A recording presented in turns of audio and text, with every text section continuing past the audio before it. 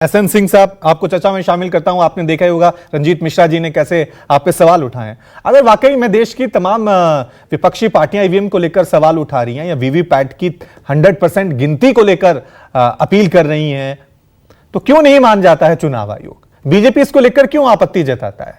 क्या अगर शक है तो दूर कर दीजिए, जनता का, राजनीतिक विपक्षी दलों का।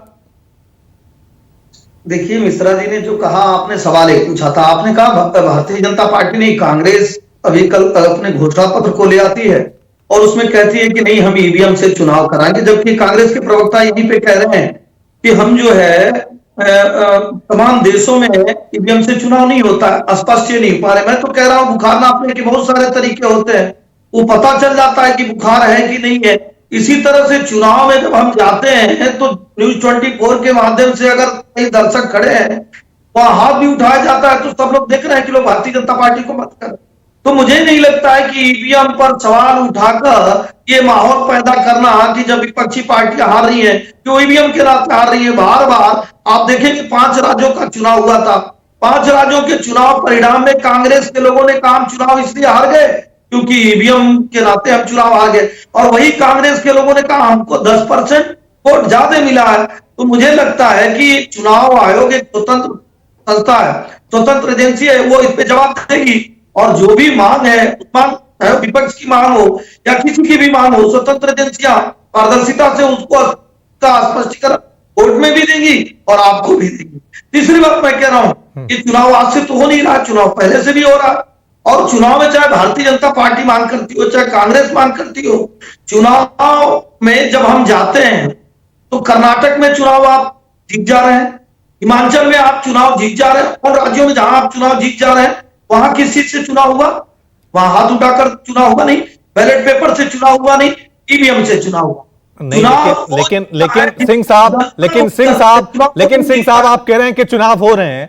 2014 से पहले भी जब चुनाव होता था और यूपीए जीतती थी तो बीजेपी सवाल उठाती थी। सवाल तो यही ना जो हार रहा है। जब आप हारते थे 2014 से पहले तो आप लोग भी तो ईवीएम पे सवाल उठाते थे ना कि ईवीएम में गड़बड़ी है इसलिए हार रहे हैं। जिस जगह पे आज कांग्रेस है, जो सवाल आज कांग्रेस के है, वही सवाल किसी वक्त बीजेपी उठाती थी। बीजेपी के सबसे बड़े नेता लाल कृष्ण आडवाणी सवाल उठाते थे कि नहीं ईवीएम में गड़बड़ी है। सवाल तो आप दोनों उठा रहे हैं। अब सवाल है कि क्या जनता पिस रही है या वाकई में ये पूरी प्रक्रिया जो है इसको लेकर गंभीरता से सोचने की जरूरत है? देखिए, चुनाव आयोग एक स्वतंत्र संस्था है और किसी की भी अस्पष्टता के लिए आप जो है आरोप लगा सकते हैं, लेकिन बार बार चुनाव आयोग सभी पार्टियों को, न केवल कांग्रेस और भारतीय जनता पार्टी ने, देश की सभी पार्टियों को, तमाम विधि विशेषज्ञों को, तमाम स्पेशलिस्टों को कहा कि आप आकर दिखाइए कि कहां से गड़बड़ी हो सकती है, और जब उसमें गड़बड़ी नहीं होगी तो फिर आप उसके पारदर्शिता पर कैसे सवाल उठाएं? अभी हमारे मित्र ने कहा चाहे 5 दिन लगे चाहे 10 दिन लगे।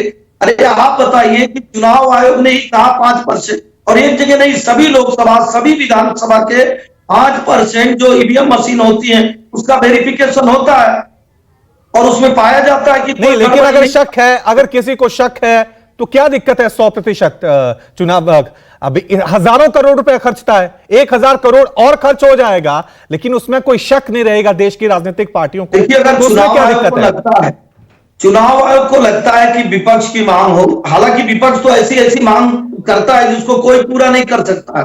विपक्ष मांग करेगा कि भारत का संसद भवन क्यों बन रहा है, विपक्ष मांग करेगा कि 370 क्यों समाप्त हो रहा है, विपक्ष मांग करेगा 3 तलाक पे कानून क्यों आ रहा है, विपक्ष मांग करेगा कि सीए क्यों आ रहा है। तो विपक्ष तो अपनी सार्थक भूमिका में खुद ही नहीं है। फिर भी अगर ठीक है, ऐसा लगता है, ठीक है, मैं दीपक